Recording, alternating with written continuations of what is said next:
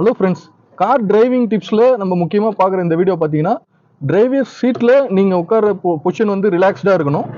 ரொம்பவும் சீட்டு ஃபார்வேர்ட்லேயும் இருக்கக்கூடாது, ரொம்பவும் பின்னாடியும் போயிடக்கூடாது. அப்போ தான் ரொம்ப பின்னாடி போயிட்டீங்கன்னா உங்களுக்கு வந்து பெடல் ஆப்ரேட் பண்ணுறதெல்லாம் டிஃபிகல்ட்டிஸ் இருக்கும். ஸோ உங்களுடைய ஹைட்டுக்கு ஏற்ற மாதிரி நீங்கள் கார் சீட்டை வந்து டூ அண்ட் ஃப்ரோ வந்து நீங்கள் மூவ் பண்ணி கரெக்டான பொசிஷனில் வச்சுக்கணும்.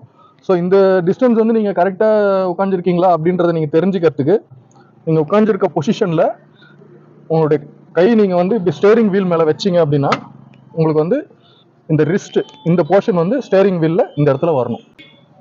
நெக்ஸ்ட் பார்த்தீங்கன்னா உங்களுக்கு ஆல்ரெடி இந்த ஹெட் ரெஸ்ட்ரெயின்ஸ் பற்றி ஒரு வீடியோவில் சொல்லியிருப்பேன். ஹெட் ரெஸ்ட்ரெயின்ஸ் பார்த்தீங்கன்னா நீங்கள் இப்படி தலை சாய்க்கும் போது இந்த ஹெட் ரெஸ்ட்ரெயின்ஸோட பொசிஷன் வந்து உங்களுக்கு கரெக்டாக இதில் பட் ஆகி உங்களுக்கு ஹோல்ட் ஆகணும். அந்த ரெஸ்ட்ரெயின்ஸ் வந்து அதுக்கு தான், அந்த பர்பஸ்க்கு தான் கொடுத்துருக்காங்க. இந்த ரெஸ்டிங் வந்து கரெக்டாக இருக்குன்னு பார்த்துக்கங்க, தேவைப்பட்டு அட்ஜஸ்ட் பண்ணிக்கோங்க. சில வண்டியில் தான் இந்த அட்ஜஸ்ட்மெண்ட் இருக்கும், எல்லா வண்டியிலும் இருக்காது. சில வண்டியில் வந்து இன்டெகிரலாக ஸ்டாண்டர்டாக கொடுத்துருப்பாங்க சைஸு. ஸோ இதை பார்த்துக்கோங்க. அடுத்து டிரைவிங்கில் ரொம்ப முக்கியமான டிப்ஸ் பார்த்தீங்கன்னா பெடல்ஸில் பார்த்தீங்கன்னா இது வந்து manual transmission vehicle.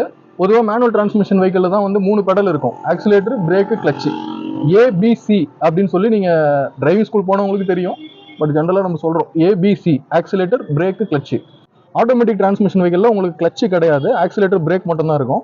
Manual transmission வெஹிக்கிளில் நீங்கள் ஆக்சிலேட்டர் அண்ட் பிரேக்குக்கு ரைட் ஃபுட் யூஸ் பண்ணணும், லெஃப்ட் ஃபுட்டை கிளச்சுக்கு மட்டும்தான் நீங்கள் யூஸ் பண்ணணும்.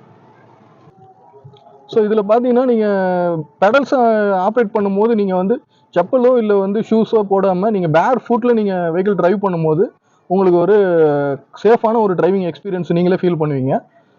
நீங்கள் டிரைவ் பண்ணும்போது அந்த இந்த டிப்ஸை வந்து நீங்கள் அப்ளை பண்ணி பாருங்கள். ஏன்னா உங்களுக்கு வந்து பேர் ஃபுட்டில் நீங்கள் பெடல் ஆப்ரேட் பண்ணும்போது எந்த பெடலை நீங்கள் எவ்வளோ ப்ரெஸ் பண்ணுறீங்கன்ற அந்த தொடு உணர்வுன்னு சொல்லுவோம், அந்த ஃபீல் வந்து உங்களுக்கு கிடைக்கும். எனக்கு டிரைவிங் சொல்லிக் கொடுத்த டிப்ஸ் இதை ஃபாலோ பண்ணி பாருங்கள். நிச்சயமாக உங்களுக்கு வந்து பெட்டரான டிரைவிங் எக்ஸ்பீரியன்ஸ் கிடைக்கும். சில பேர் பார்த்தீங்கன்னா கிளச்சு பெடல்லே கால் வச்சுட்டு டிரைவ் பண்ணுவாங்க. ஸோ அந்த மாதிரி பண்ணக்கூடாது. அந்த மாதிரி பண்ணிங்கன்னா என்ன ஆகும்னா உங்களுக்கு வந்து கிளச்சில் வந்து எப்பயுமே ஒரு ஸ்ட்ரெஸ் இருந்துகிட்டே இருக்கும். கிளச்சு பிளேட்டு, கவர் அசம்பிளி எல்லாமே வந்து சீக்கிரமாக ஓன் அவுட் ஆகிடும் உங்களுக்கு.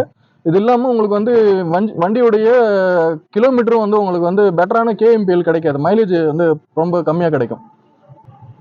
அதே போல் இந்த டிரைவர் லெக் ரூம்னு சொல்லுவோம், இந்த இடத்துல வந்து நீங்கள் முடிஞ்ச வரைக்கும் இப்போ நான் ஃபுட் வேறு நீங்கள் வந்து செப்பல்ஸு ஷூஸு ரிமூவ் பண்ணிவிட்டு டிரைவ் பண்ணுங்கன்னு சொல்லியிருந்தேன். அதுவுமே நீங்கள் வந்து செப்பல்ஸ்லாம் வந்து நீங்கள் சீட்டு பக்கமாக மூவ் பண்ணி வச்சிடணும். உங்களுக்கு பெடல் கிட்ட வந்து செப்பல்ஸோ ஷூஸோ எதுவும் இருக்கக்கூடாது, அது நீங்கள் பார்த்துக்கணும்.